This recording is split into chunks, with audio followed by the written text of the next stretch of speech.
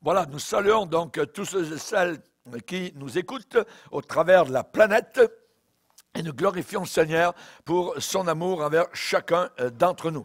Il est un Dieu fidèle, un Dieu puissant, un Dieu merveilleux et aujourd'hui vous allez entendre sa parole et j'ai intitulé ce message « On ne peut s'en passer ». On ne peut pas s'en passer. Tu ne peux pas te passer des éléments que tu vas entendre ce matin. Il faut absolument mettre en compte. Il y en a au moins 5 ou 6 et on va voir si on a le temps, je vais dire les 6. Sinon, vous allez en entendre 5. 5 éléments dont on ne peut pas se passer. Si vous voulez bien, nous allons lire un passage dans la première épître de Pierre au premier chapitre. Première épître de Pierre, premier chapitre. Et nous allons lire au verset 17.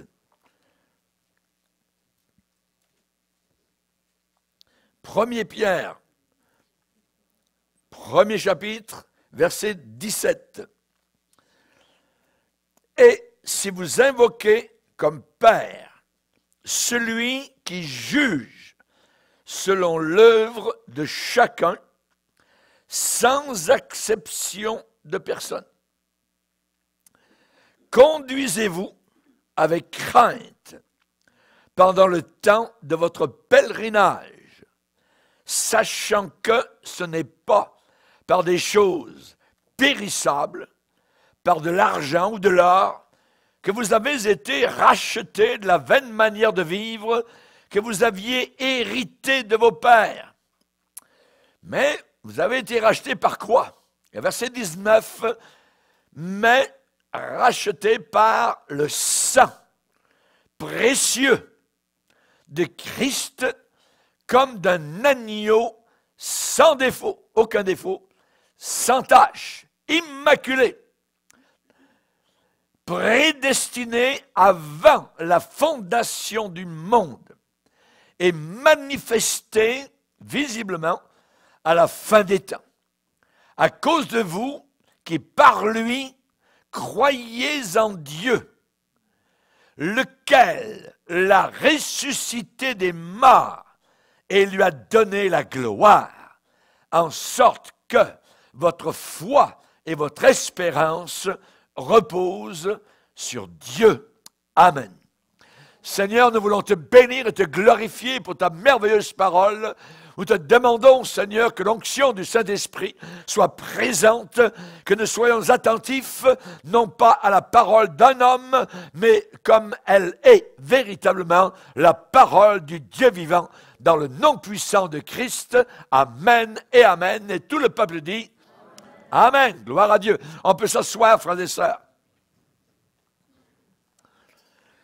Vous avez remarqué, vous avez dû peut-être, dans les temps de Noël, offrir des cadeaux, toutes sortes de gadgets aujourd'hui qui existent. Et évidemment, on en invente chaque année de nouveaux. Si ça vous gratte quelque part dans le dos, une machine existe. Vous pouvez avoir une sorte de... Ça commence à faire zzz, puis ça vous gratte le dos. C'est un gadget, vous voyez. Lorsque nous avons quitté, je me rappelle, un camp, à l'époque c'était un camp familial, où les chrétiens donc, du Québec se réunissaient à Montfort. Nous avons fait un petit voyage avec mon épouse à Plattsburgh, donc aux États-Unis, et nous sommes entrés dans une sorte de boutique, et il y avait des oiseaux à l'intérieur. Et je me suis avancé, j'ai cherché les oiseaux, et je ne les voyais pas. Mais c'était une machine qui existait, qu'on plug, une boule, et ça fait couic, couic, couic, couic. Voyez? Donc, des chants d'oiseaux. J'ai dit à mon épouse, André, c'est merveilleux, on n'a plus besoin d'apporter des graines pour les oiseaux, plus de crottes, plus rien, c'est propre, c'est merveilleux. Donc, on a ramené ça chez nous à la maison, et on a commencé à brancher le bidule. Hein? Et on a eu les oiseaux jusqu'à ce qu'André, un beau jour, dise « Tu vas arrêter ça. » Parce qu'elle était tannée des oiseaux.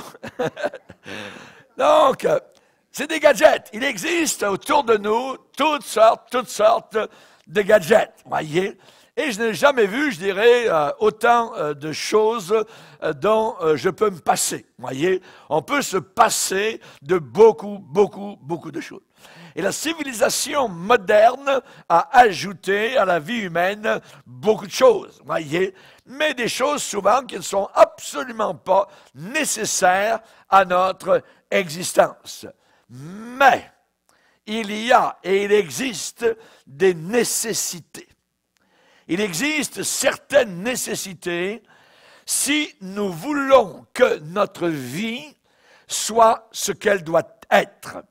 Si nous voulons véritablement plaire au Seigneur. La Bible dit, il n'est pas de soldat qui s'embarrasse des choses de la vie s'il veut plaire à celui qui l'a enrôlé. Et il est possible que nous avons toutes sortes de choses autour de nous, je dis bien des choses, mais on a besoin de porter nos regards aujourd'hui sur des choses dont on ne peut pas se passer. Vous ne pouvez pas vous passer de cela. Et donc, particulièrement, si nous voulons avoir notre passeport pour le ciel, et aller là-haut dans la gloire, évidemment, dans la lumière éternelle à la fin de notre vie sur terre, évidemment, donc, il y a les essentiels, les absolus, les indispensables. Les indispensables. Et là, je vais prendre des versets de la Bible, particulièrement du Nouveau Testament, où l'on a le mot « saint ». S-A-N-S, saint. Saint, ça vient du latin « sine ». Ça exprime l'absence. Il n'y a pas saint. Le manque, la privation. On va dire être sans argent. On va dire ceci est une chose sans intérêt, aucun intérêt. Ou alors, il y a dans la rue des sans-abri. Il y a un manque. Sans indique l'absence, le manque, la privation ou même l'exclusion. Et le premier sans, S-A-N-S, je vais vous le donner, il se trouve dans Hébreux 9, le verset 22, où il est dit « Sans effusion de sang, il n'y a pas de pardon. » S'il n'y a pas de sang qui coule, il ne peut pas y avoir de pardon. Donc, il est impossible, écoutez bien, de s'approcher de Dieu, d'établir des relations personnelles avec lui, d'être accepté de lui, de recevoir son salut, s'il n'y a pas le sang rouge de son Fils Jésus. S'il n'y a pas de sang qui coule, il n'y a pas de pardon. Il n'y a pas de salut. Ce qui exclut toutes les religions de la terre. Tous les bouddhistes, tous les musulmans, tous les hindous, et ainsi de suite, qui ne croient pas à la puissance du sang rouge de Jésus, ne peuvent pas être sauvés. Est-ce que vous croyez ça? Ce que je viens de vous dire est inacceptable dans le monde dans lequel nous sommes. Mais c'est la vérité. Et la vérité va flotter, alors que le mensonge va couler, tôt ou tard. Sans effusion de sang, il n'y a pas de pardon. Et là où il y a pardon, il n'y a plus d'offrande à accomplir pour être pardonné. C'est fini. Et la Bible enseigne que par une seule offrande à la croix du Calvaire, Christ a pardonné nos péchés et les a tous effacés. Effacés. Alléluia. il est impossible de trouver le bonheur sans avoir dans notre cœur l'assurance que nos péchés ont été pardonnés. Tant que vous n'avez pas dans votre cœur cette assurance que vos péchés ont été pardonnés et que vous acceptez ce cadeau gratuit par la foi, vous n'êtes pas sauvés. Qui nous fera voir le bonheur? Question qui est posée dans le livre des psaumes il y a 3000 ans et qui est posée encore 3000 ans plus tard. Qui nous fera voir le bonheur? Le bonheur. Tout au fond de notre cœur demeure cette certitude que si nous n'obtenons pas ici-bas un pardon total, complet pour nos péchés, ces péchés que nous avons commis nous-mêmes, les deux yeux ouverts, ces péchés vont nous retrouver un jour pour nous condamner. La Bible dit, c'est Dieu qui dit, sache qu'un jour, tes péchés vont te retrouver. Même 50 ans plus tard. David a crié vers le Seigneur, il a dit, lave-moi, Seigneur. Lave-moi. Avec quoi va-t-on être lavé de nos péchés? Quel est le détergent suffisamment puissant pour ôter, pour déraciner, pour enlever de notre cœur sale nos péchés? Le sang de Jésus-Christ. Le sang du Sauveur purifie nos cœurs de tout péché. C'est ça, je dirais, le secret de la parole de Dieu pour être sauvé. Lave-moi, lave-moi. L'âme de la chair se trouve dans le sang. C'est l'enseignement du Lévitique 17, verset 11. David disait, « Ne te souviens pas, Seigneur, des fautes de ma jeunesse. » Vous qui avez 70 ans et plus, vous avez le souvenir des fautes de votre jeunesse comme si vous les aviez commis hier. La mémoire. Et en enfer, tous ceux, les damnés de l'enfer, se souviennent exactement de ce qu'ils ont fait sur la terre. Judas se revoit continuellement en train de jeter les pièces d'argent aux pieds des gens religieux de Jérusalem. Pilate est dans la folie des flammes éternelles. Il est toujours en train de faire ce geste. C'est laver les mains de Jésus. Et je vais te dire, tu ne pourras jamais te laver les mains de Jésus.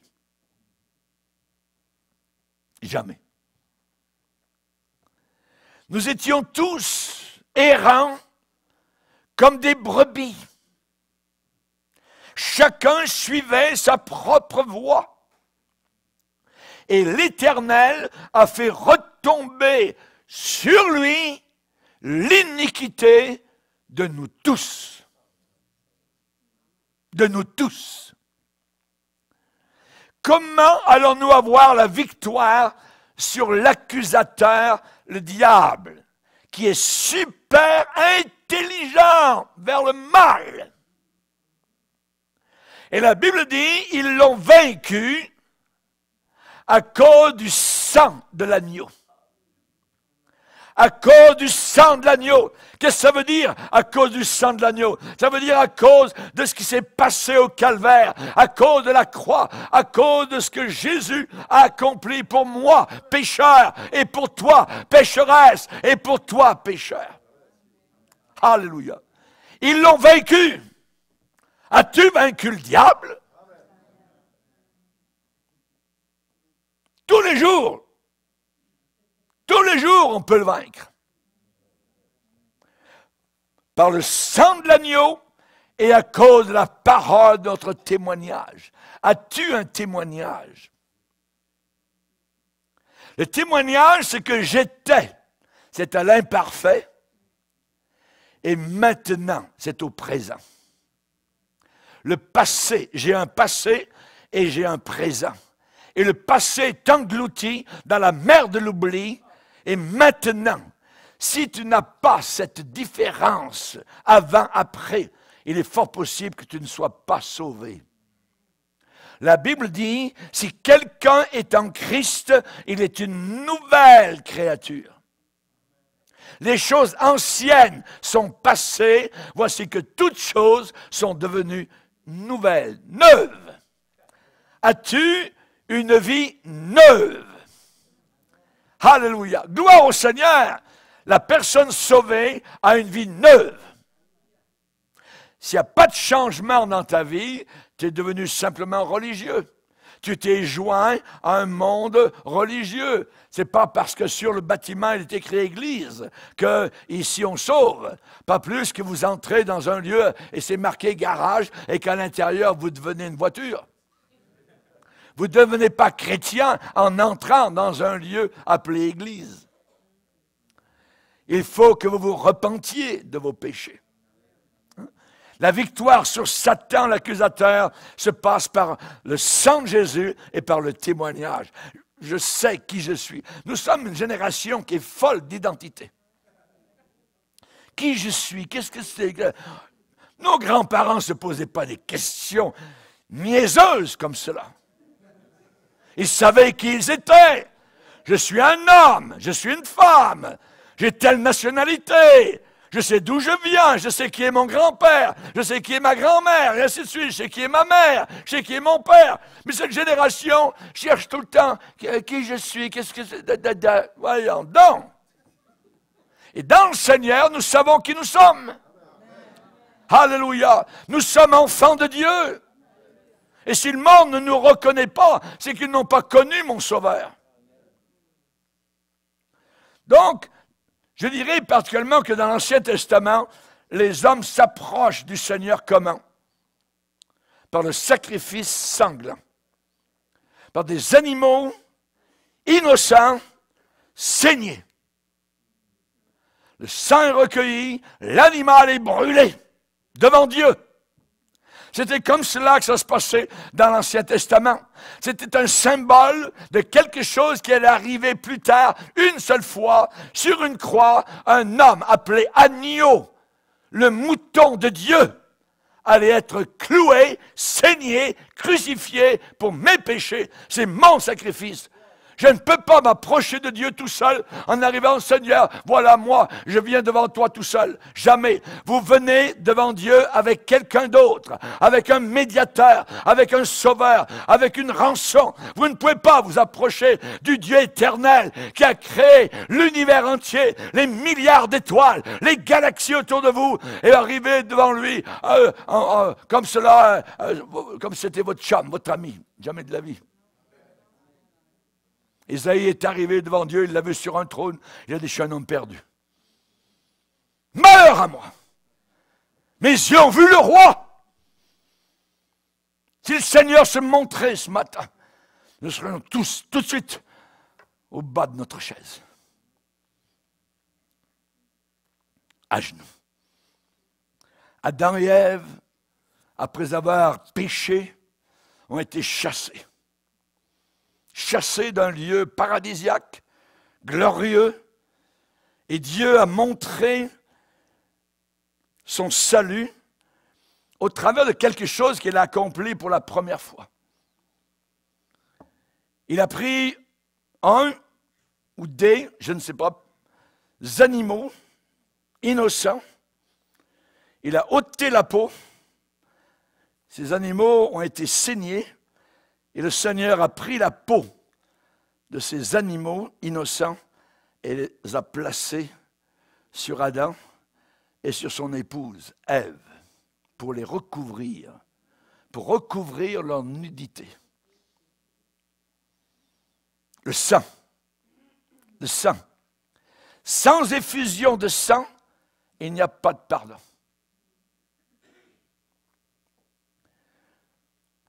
J'entre dans tes portes avec des louanges, oui. Avant les louanges, il y a le sang. Il y a le sang.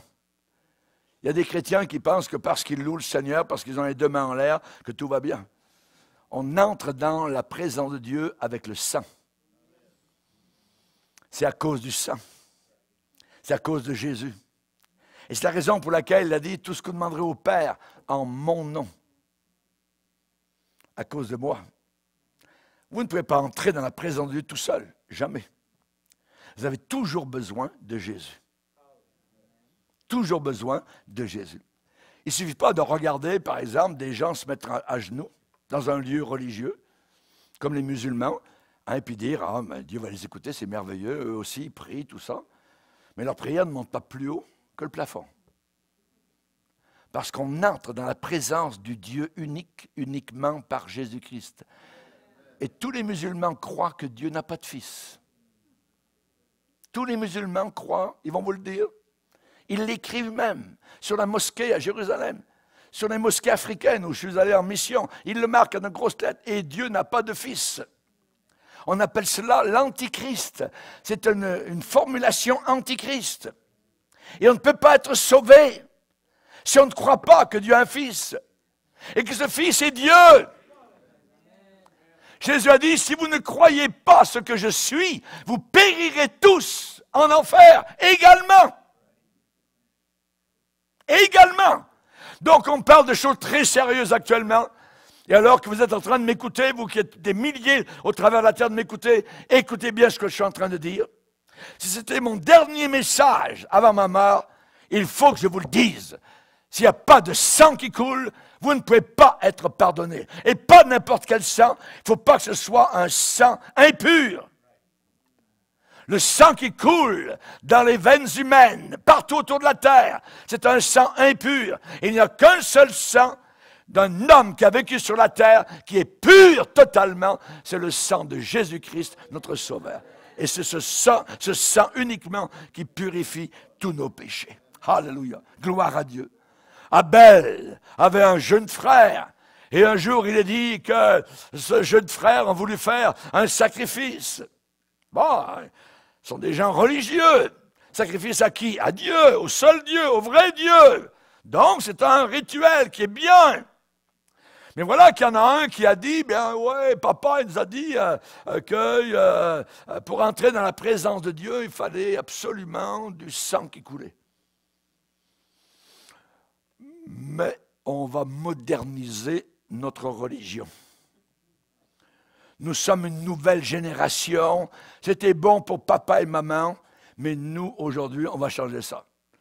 Toi, Abel, si tu veux continuer dans la vieille manière, vas-y, si tu veux, mais moi, je suis un homme, je dirais, à jour, up-to-date, donc moderne, et moi, je vais offrir la sueur de mon travail. Je vais offrir au Seigneur des belles gerbes de blé. Je vais offrir des belles patates. Je vais offrir des choses, vous voyez. Et quand il est arrivé, vous le savez, c'est que Dieu a regardé ces deux sacrifices. L'un a été accepté, l'autre a été refusé. Comment ont-ils su que le sacrifice avait été accepté? Quand le feu du ciel est tombé sur le sacrifice d'Abel, Caïn a su que son sacrifice n'était pas accepté. Je n'ai pas de religion à vous offrir. Mais j'ai quelqu'un à vous présenter. Jésus-Christ. Alléluia. Et quand il a vu cela, la haine a commencé à monter dans son cœur. Et la Bible dit dans le Nouveau Testament que cet homme religieux, qui priait Dieu, qui a sacrifié à Dieu, était du diable. Appartenait à Satan. Et dans la religion, tant que vous ne venez pas à la croix, que vous n'êtes pas lavé par le sang de Jésus, vous appartenez au diable. Pas plus simple que ça. Pas plus simple que ça. Quand Noé est sorti de l'arche, qu'a-t-il fait? il a pris certains animaux qui étaient dans l'arche et il les a saignés. Et il les a offerts au Seigneur, qui a accepté son sacrifice.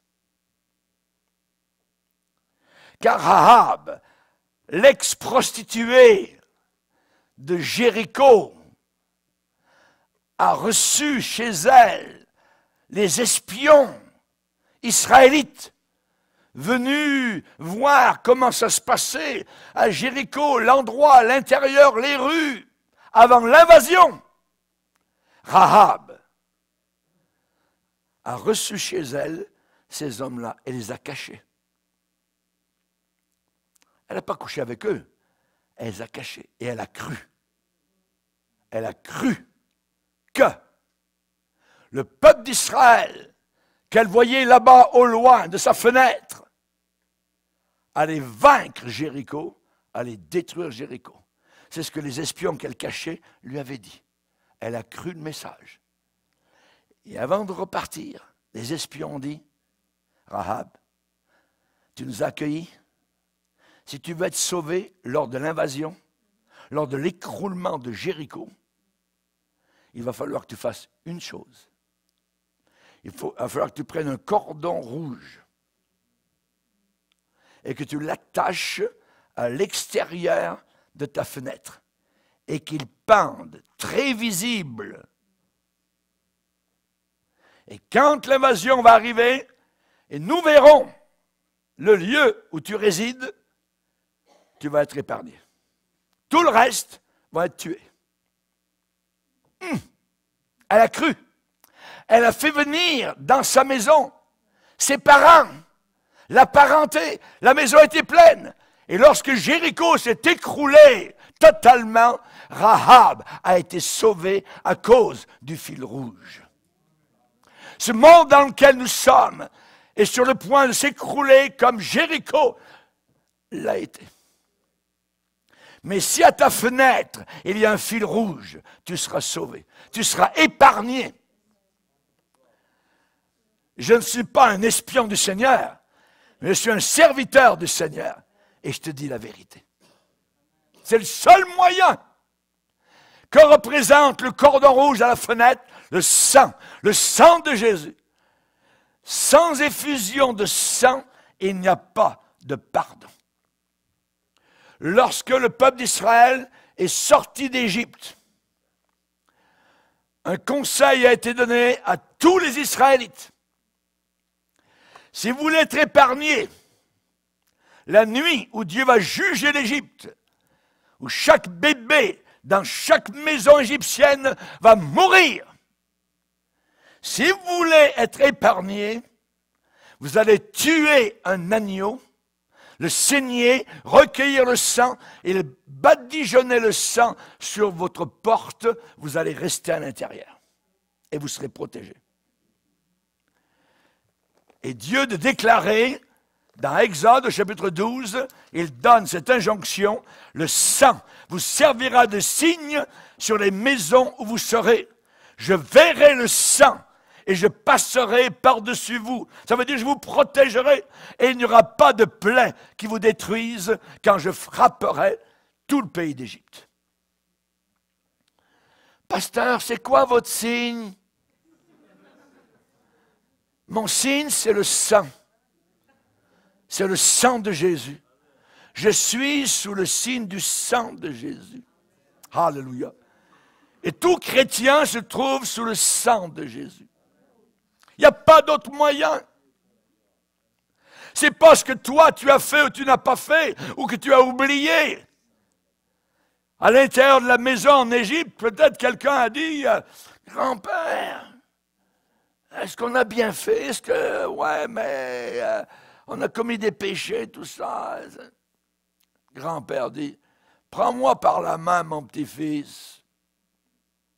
Et le petit-fils le lève, le grand-père. Et le grand-père l'emmène à l'extérieur de la porte. Ouvre la porte, on sort, et le grand-père dit, mon petit-fils, est-ce que tu vois du sang sur le linteau des portes? Oui, papy, il y a du sang partout. OK, n'aie pas peur, on est en paix. c'est le sang qui nous donne la paix. Nous sommes couverts par le sang de Jésus. Alléluia. Gloire au Seigneur. Ce n'est pas par des choses périssables, par de l'argent ou de l'or, que vous avez été rachetés de la vaine manière de vivre, que vous aviez hérité autrefois de vos pères, mais par le sang précieux de Christ, comme d'un agneau sans défaut et sans tache, prédestiné avant la fondation du monde, et manifesté maintenant à la fin des temps. Alléluia. Gloire à Dieu. Gloire à Dieu. Alléluia. Dans le Nouveau Testament, nous venons à Dieu par le moyen du sang versé. C'est le seul moyen. C'est le seul moyen. Avez-vous remarqué que dans nos livres de cantiques, on chante auparavant, nos pères dans la foi chantaient des cantiques sur le sang de Jésus. Ça a tout disparu. On n'en veut plus. Ça pourrait traumatiser les enfants. Nanana. C'est le seul moyen pour être sauvé. Le sang de Jésus. Le sang du Sauveur. Jean-Baptiste a pointé son index vers un jeune homme de 30 ans qui arrivait de l'autre côté du Jourdain et la foule était autour de lui. Il a dit, « Hey, regardez bien là-bas, voici l'agneau de Dieu qui ôte le péché du monde. » Jésus s'en venait. Merci Seigneur. Merci Seigneur. Alléluia. La nuit à Gethsémani a été terrible. Jésus a été comme un agneau conduit à l'abattoir, à la boucherie. Ésaïe va le décrire. N'oubliez pas que nous sommes rachetés par le sang précieux. C'est un prix terrible qui a été payé. C'est un prix à payer et il l'a fait pour moi. Et il l'a fait pour toi. Tu n'as rien à payer. La religion s'est fait des bonnes œuvres. Peut-être tu vas gagner ton ciel. C'est de la folie. Les portes du ciel seront barrées devant ces gens qui ont essayé de gagner leur ciel par leurs bonnes œuvres. Nous sommes tous des pécheurs, rachetés par le sang précieux de Christ. Et par la grâce de Dieu, Jésus a souffert la mort pour chacun d'entre nous. J'aime ce mot « chacun ». Je me vois dans ce mot « chacun ». C'est moi. Il a souffert pour moi. Ne serais-je pas reconnaissant? Ne vais-je pas l'aimer? Ne vais-je pas... Quand j'ai un choix à faire, me tourner vers Jésus au lieu de tourner vers le diable ou le monde ou la chair. 1. Sans effusion de sang, il n'y a pas de pardon. 2. Sans la nouvelle naissance, il n'y a pas de ciel. Il n'y a pas de ciel. Es-tu né de nouveau?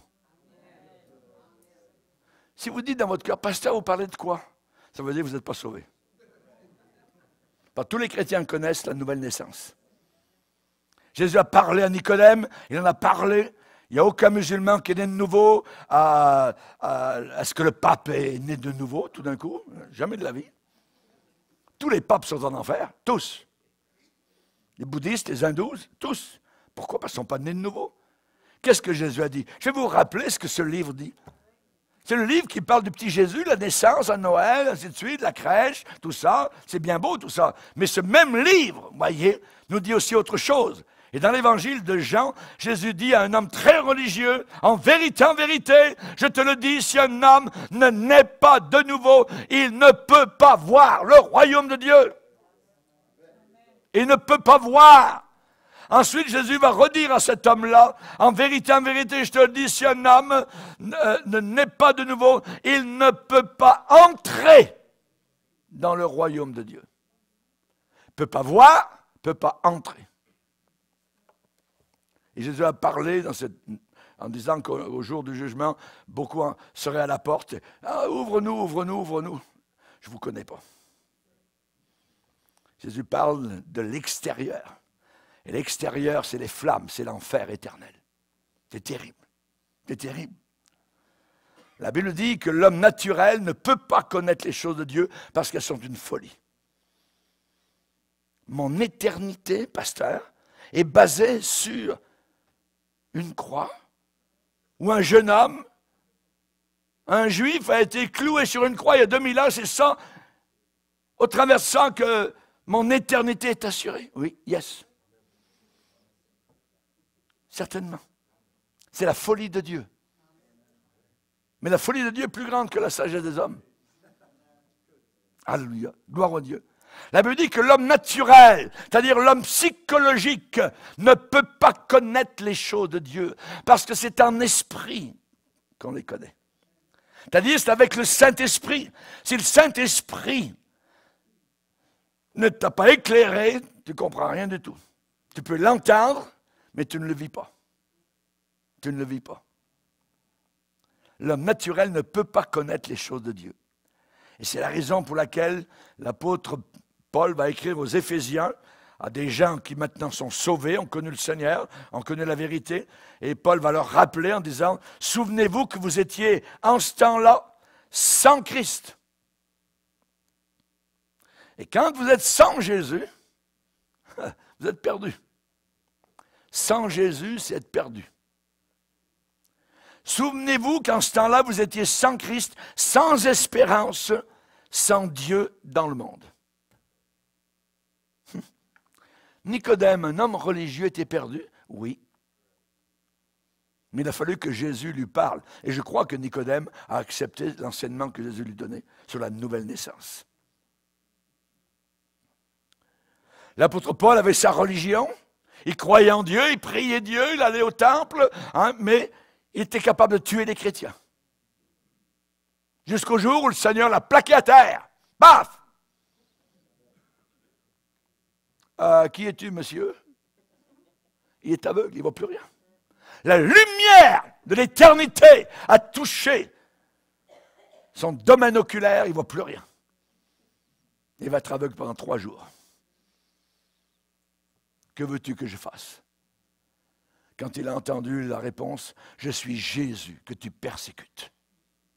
Je suis Jésus. » N'oubliez pas qu'il y a un seul médiateur entre Dieu et les hommes. Il n'y en a pas 4, 5, il n'y a pas des médiatrices. Un seul, c'est Jésus. Luther, en Allemagne, était un homme, un moine, un catholique, perdu. Perdu. Il cherchait. Il est allé à Rome. Il a vu la folie, la pudicité des prêtres, des papes, et ainsi de suite. C'était abominable. Il est revenu, il a lu sa Bible. Et en lisant la Bible, il est tombé sur le passage. Je n'ai pas honte de l'Évangile, car c'est la puissance de Dieu pour sauver quiconque croit. Parce que dans l'Évangile, est révélée la justice de Dieu par la foi et pour la foi, selon qu'il est écrit, le juste vivra par la foi.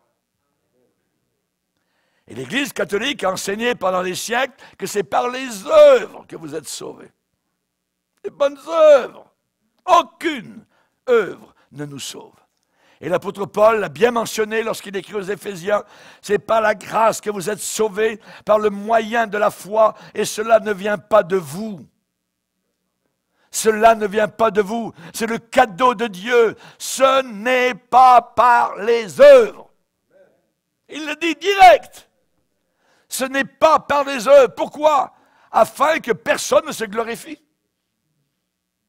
Sinon, les gens arriveraient dans le ciel en disant « Ah ouais, toi, moi je l'ai gagné plus, j'ai souffert plus que toi sur la terre, tant que je méritais le ciel plus que toi. » Personne ne pourra dire ça. Pourquoi? Parce que c'est lui qui a souffert. C'est lui le sauveur, le seul sauveur du monde. Un autre sang. Sans la foi, il est impossible de lui être agréable. Sans la foi, vous ne pouvez pas être agréable à Dieu. La foi, ce n'est pas quelque chose qui vole dans les airs. Ah, la foi, elle est là. Elle est dans le coin là-bas. Non, elle vient de bouger. On a des folies comme ça. Dans les années 80, 90, dans les églises au Québec, ça. Ah, le Saint-Esprit est dans le coin là-bas. Ah, non, il a bougé. Fait que tous les chrétiens se levaient, ils allaient dans le coin, puis après, on a mené par le bout du nez un paquet de chrétiens crédules. Dans des folies. La foi véritable, ce n'est pas quelque chose qui vole dans les airs, qu'on peut attraper au passage. Non! Qu'est-ce que la foi? Eh bien, la parole de Dieu est très claire vis-à-vis de cela. Elle dit, la foi est une ferme assurance des choses qu'on espère et une démonstration de celles qu'on ne voit pas. C'est ça, la formulation biblique. La foi qui plaît à Dieu, c'est quoi? C'est simple. Je crois ce que Dieu a dit parce que Dieu a vraiment parlé dans un livre, la Bible. C'est tout. C'est ça la foi. Mais pasteur, je pensais que j'aurais des frissons. Je pensais que... Non, pas de frissons. La foi, tu crois. C'est là où le pneu touche l'asphalte. Alléluia. Toute l'écriture est inspirée de Dieu. Comment se fait-il que nous soyons séparés de Dieu? Ben, c'est le contraire de la foi. L'incrédulité. L'incrédulité. Jésus a dit, quand je reviendrai, parce qu'il va revenir, trouverai-je la foi sur la terre? Il y a des gens qui pensent qu'ils vont voir un réveil inimaginable, tout ça. Des millions de personnes, tout d'un coup, vont donner leur vie au Seigneur. Jamais de la vie. Si vous attendez ça, vous attendez, je dirais, Alice au pays des merveilles. Parce que la Bible dit le contraire. Il peut y avoir des mouvements ici et là, je dirais sporadiques, où des gens vont accepter le Seigneur, mais pas un mouvement mondial. Non. Trouverai-je la foi? Ce que le Seigneur cherche, c'est la foi. C'est la foi. Vous voyez? Ève s'est détournée de Dieu et de ce qu'il avait dit. Et le diable est venu en la faisant douter avec un point d'interrogation. Dieu a-t-il réellement dit? Satan n'a pas dit à Ève, Dieu a-t-il réellement fait ceci ou cela? Ce qu'il a dit, sa parole. Dieu parle. Dieu parle. La foi dans la parole. Dans la parole. Ève a cru au mensonge du diable. Elle a emmené Adam dans la chute. D'où vient la foi? La Bible est claire. La foi vient. Ah, elle vient. Oh, je veux savoir d'où elle vient. La foi vient. Elle vient de ce qu'on entend. Raison pour laquelle vous avez deux oreilles. Pour entendre la parole de Dieu. Nous venons à l'Église pour alimenter notre foi en entendant la parole de Dieu. C'est cette parole qui donne la vie, cette parole qui chasse les démons, cette parole qui guérit mon cœur, mon corps, mon âme. C'est cette parole-là. Il envoya sa parole et il les guérit. Psaume 107. La parole.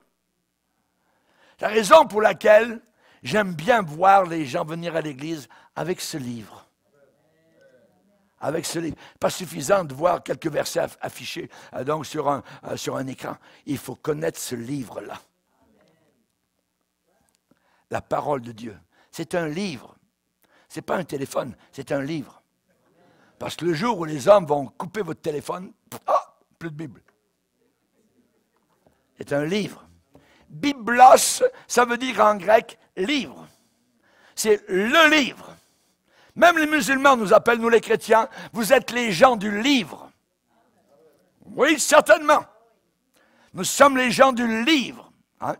Nous sommes sauvés en nous détournant des mensonges de Satan et en croyant aux paroles de Dieu qui révèlent sa volonté et son plan d'amour dans les Écritures.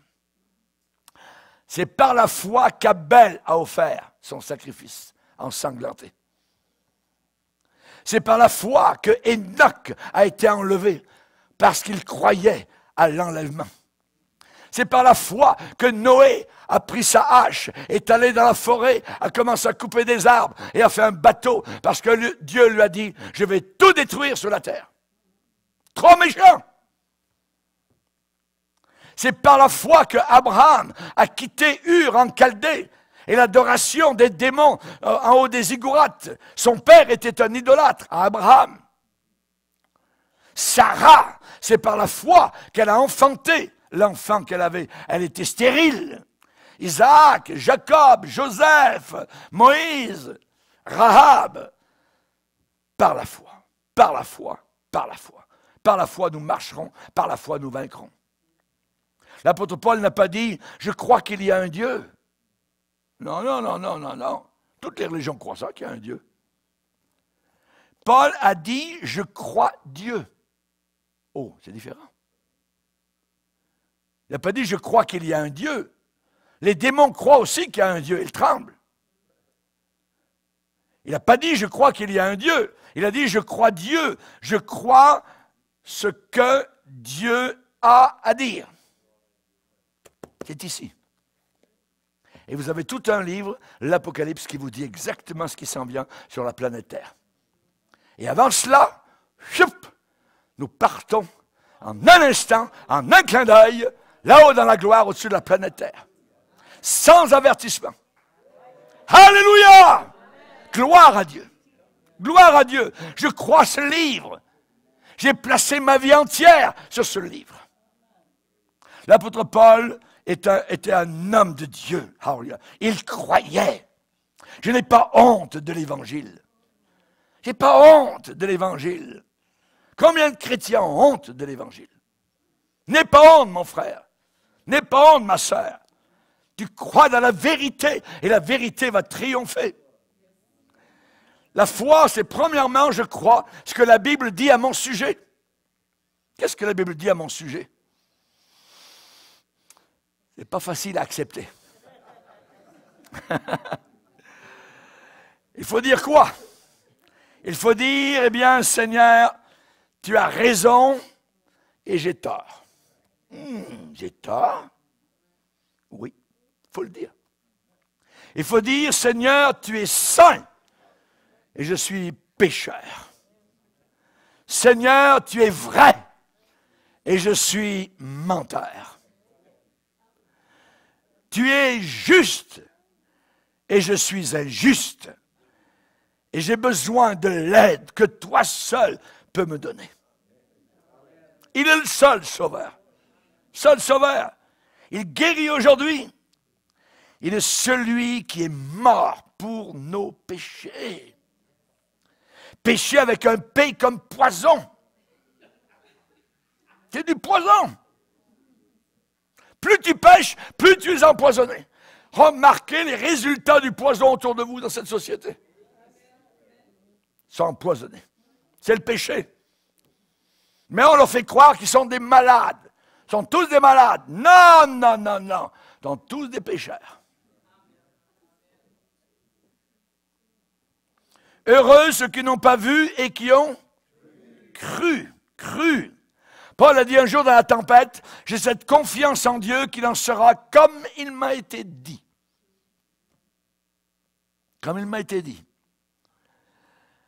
Élisabeth a dit à Marie, heureuse celle qui a cru, car les choses qui lui ont été dites de la part du Seigneur vont se réaliser. Ce que Dieu vous a dit, ça va se réaliser. Parce que Dieu n'est pas un menteur. Ça va se réaliser. Donc la foi, je crois ce que la Bible dit à mon sujet. Et je l'accepte. Mais aussi la foi, c'est croire ce que la Bible dit sur Jésus-Christ. Seul sauveur, il n'y en a pas d'autre. Il n'y en a pas d'autre. Pas d'autre nom qui a été donné aux hommes par lequel nous devions être sauvés. Il guérit aujourd'hui. Il est celui qui a pris ma place sur la croix du Calvaire. Des clous de fer, peut-être rouillés, sont entrés dans ses mains, dans ses pieds. Pour moi, c'est le seul, l'unique moyen pour que je sois sauvé. C'est par la grâce, par le moyen de la foi. Dieu est si riche qu'il ne vend pas. Et nous sommes si pauvres que nous ne pouvons pas acheter. Alors il faut que ça nous soit donné. Alléluia! Gloire à Dieu! Gloire au Seigneur! Merci Seigneur. Paul l'apôtre a dit en parlant de Jésus, il s'est fait pauvre, de riche qu'il était, pour que par sa pauvreté, vous soyez enrichis. Alléluia. Même si je n'ai pas un sou dans mon porte-monnaie, je suis un milliardaire de l'éternité. Alléluia. Gloire à Dieu. Alléluia. Merci Seigneur. Dieu nous sauve seulement, uniquement, il n'y a pas d'autre moyen, c'est par la foi.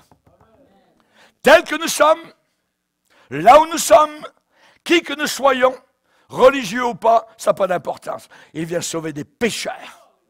Il vient sauver des pécheurs. Et je dirais que la foi, c'est une confiance totale, complète en Jésus-Christ. J'ai mis ma foi dans quelqu'un que je n'ai pas vu, quelqu'un qui ne m'a pas parlé audiblement, et j'ai mis mon éternité totalement sur lui. Et je ne suis pas déçu.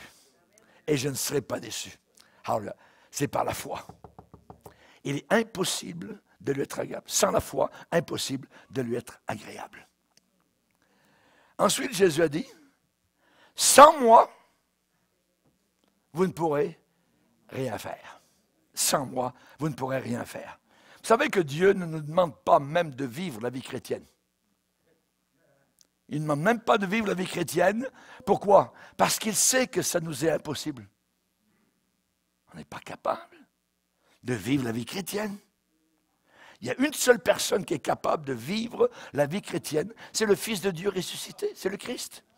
C'est sa vie. Et Paul a dit, ce n'est plus moi qui vis, c'est Christ qui vit en moi. La vie chrétienne que je vis, c'est la vie de Jésus. C'est lui qui la vit au travers de moi. Et Dieu sait que nous ne sommes pas assez compétents, assez intelligents, assez forts pour vivre une vie chrétienne réussie. Mais avec Dieu, nous ferons des exploits. Alléluia, merci Seigneur. Ceux qui connaîtront leur Dieu agiront avec fermeté, pas mollesse, tout ça, comme Angelo. Non, non, non. Voyez, j'enferme. On sait. Alléluia, gloire au Seigneur. Qu'est-ce que le Seigneur a dit à Moïse? Moïse a dit, Seigneur, je ne pourrais pas vivre la vie que tu me demandes de vivre. Je suis pasteur d'une église de 3 millions de personnes, tout ça. Moi-même, je suis souvent en colère, ainsi de suite. J'ai un caractère colérique. Seigneur, s'il te plaît. Seigneur lui a dit, Moïse, ne t'en fais pas. Je marcherai moi-même avec toi. Et je te donnerai du repos. Alléluia. Je marcherai moi-même avec toi. Je vais te donner du repos. Amen. Jésus désire entrer totalement dans notre vie. Amen. Alléluia. Il veut réfléchir avec notre cerveau. Il veut regarder avec nos yeux. Il veut écouter avec nos oreilles. Il veut parler avec nos lèvres. Il veut marcher avec vos jambes. Il veut travailler avec vos mains. Il veut aimer avec votre cœur. Amen. Voilà la vie chrétienne. C'est Christ lui-même en nous qui vit cette vie-là. Alléluia. Mais voilà le problème, c'est que on est orgueilleux. On est orgueilleux. Et l'orgueil nous sépare des autres. Vous n'aimez pas vivre avec quelqu'un qui est orgueilleux. Vous voulez l'éviter. Toujours la personne, il sait tout, il est toujours le meilleur, ainsi de suite. L'orgueil, l'orgueil, l'orgueil. Voyez? Comme Satan. Satan était un orgueilleux terrible. Il est encore orgueilleux. Donc, l'orgueil nous fait qu'on se sépare des autres et de Dieu. Et de Dieu. On se replie sur soi-même. Mais il faut mourir à nos propres opinions. Vous savez, les gens qui disent, moi, je ne vois pas de cette manière, moi, chacun sa vérité, nanana. Ça, c'est jouer avec Belzébul, c'est jouer avec les mouches, ça. L'orgueil est terrible. Celui qui voudra sauver sa vie va la perdre. Celui qui la perdra, pour moi. As-tu perdu ta vie? Moi, ça fait plus de 50 ans, j'ai perdu ma vie, mais en même temps, je la retrouve tous les jours. Alléluia, gloire au Seigneur. C'est un miracle constant. Un miracle constant. Je vais vous donner un petit peu ce qui se passe quand quelqu'un est orgueilleux. Il y a 4 choses qui se passent. Et dans le livre d'Abdias, il dit, l'orgueil de ton cœur t'a égaré. Tous ceux qui sont égarés sont des orgueilleux. Pour rester sur le sentier, il faut rester humble. Première chose, l'orgueil égare. Tous ces chrétiens autour de nous qui sont en train de s'égarer, vers l'évangile de prospérité, vers l'évangile de l'estime de soi, vers toutes sortes de folies, ainsi de suite. Hein, les petits dieux, vous êtes tous des petits dieux, mon œil, vous voyez, et ainsi de suite. Dieu veut que vous soyez absolument des millionnaires, des riches, tout ça, un compte en banque. Hein, non, non, non. Ils sont des orgueilleux. Il faut rester humble. L'orgueil égare. La Bible dit, l'orgueil de ton cœur t'a égaré. Deuxièmement, aucun discernement. L'orgueil enlève tout discernement. Tu n'as pas su t'en apercevoir. C'est écrit dans Abdias. Troisièmement, la violence. Qu'elle soit verbale, physique, l'orgueil amène la violence. Il est dit, à cause de ta violence contre ton frère. Et finalement, l'orgueil amène la honte. Tu seras couvert de honte. L'orgueil. Vous relirez Abdias. Quand on sait qu'on est faible, on est un candidat de choix pour la vie chrétienne. Quand je suis venu au Seigneur, je me suis senti faible, pécheur, perdu. J'ai besoin de toi, Seigneur. Retire-moi de la fosse de destruction. Il faut nous revêtir du Seigneur Jésus-Christ pour démontrer au travers de notre faiblesse la grandeur de sa puissance, afin qu'à lui revienne toute la gloire dont il est digne. C'est lui qui a tout fait. C'est lui qui a pris ma place à la croix du Calvaire. Alléluia. Et je terminerai en vous disant un autre sang dans la Bible, sans la sanctification, personne ne verra le Seigneur. Sans effusion de sang, il n'y a pas de pardon. Sans la nouvelle naissance, il n'y a pas de ciel. Sans la foi, impossible de lui plaire. Sans moi, vous ne pourrez rien faire. Et sans la sanctification, personne ne verra le Seigneur. Heureux les cœurs purs, car ils verront Dieu. Comment est ton cœur? A-t-il été purifié par le sang de Jésus-Christ? La Bible dit que dans le ciel, dans la Nouvelle Jérusalem, la capitale céleste de l'éternité, dont Dieu est l'architecte et le bâtisseur, il n'entrera rien de souillé, ni personne qui se livre à l'abomination sexuelle et au mensonge. Il n'entrera que ceux et celles qui sont écrits dans le livre de vie de l'agneau. Ouais, mais Jésus, il a dit qu'il revenait, mais depuis que je suis entré dans l'église, on me dit qu'il revient, il ne revient jamais.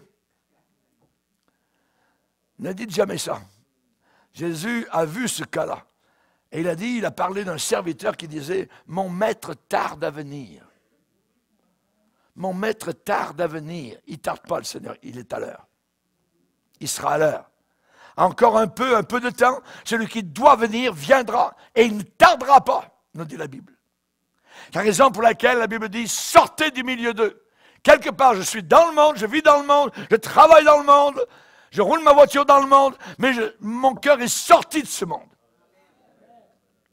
Sortez du milieu d'eux, séparez-vous. Ne touchez pas à ce qui est impur. Les petits boutons aujourd'hui. Ne touchez pas à ce qui est impur. Et je vous accueillerai. Je serai pour vous un père. Ayant donc de telles promesses, bien-aimés, purifions-nous de toute souillure de la chair et de l'esprit, en achevant, en terminant notre sanctification dans la crainte de Dieu. Nous sommes le sel de la terre. Si le sel perd sa saveur, qu'est-ce qu'on fait avec ça? On le met aux poubelles. Un des signes, je terminerai par cela, un des signes de la fin des temps que l'on trouve, non pas dans le monde, mais parmi les chrétiens. Un signe de la fin des temps, des supposés chrétiens sont des gens qui ont l'apparence de la piété, mais qui en renient ce qui fait la force. C'est un signe de la fin des temps. Timothée, sache que dans les derniers jours, il y aura des temps difficiles parce que les hommes seront égoïstes, amis de l'argent, ainsi de suite. Ils auront l'apparence de la piété. Les païens n'ont même pas l'apparence de la piété, ce sont des païens. Mais la piété, elle se trouve où? Elle se trouve parmi les chrétiens. Mais parmi certains chrétiens, ce sont des soi-disant chrétiens, des pseudo-chrétiens, qui n'ont que l'apparence. Quand vous grattez sous le vernis, vous voyez la pourriture, la manière qu'ils parlent, ils blasphèment encore, ils aiment la porno, ils convoitent, ils volent, ils mentent, ainsi de suite. C'est un des signes de la fin des temps que l'on trouve, que l'on peut voir parmi les supposés chrétiens. Auront l'apparence de la piété, mais en renieront ce qui fait la force. Qu'est-ce qui fait la force du chrétien? La séparation, la sanctification. La sanctification. Sans la sanctification, personne ne verra le Seigneur. Baissons nos têtes et prions. Seigneur, nous voulons t'adorer, nous voulons te glorifier, nous voulons te bénir. Et nous te remercions pour le sang de Jésus. Nous te bénissons pour ta présence, car sans ton sang, Seigneur, nous ne pouvons pas être lavés, purifiés. Mais avec ton sang, tout est possible. Et nous voulons t'adorer, Seigneur, ce matin, en te bénissant. Nous voulons remettre, Seigneur, entre tes mains, nos vies entières, notre corps entier, notre pensée, notre esprit, Seigneur, notre âme qui t'appartiennent. Que notre vie soit totalement un temple, Seigneur, où tu pourras résider et présider. À toi l'honneur et la puissance, à jamais et pour l'éternité. Amen et amen. Et tout le peuple dit Amen. Amen. Levons-nous ensemble devant le Seigneur. On va glorifier Dieu. Alléluia.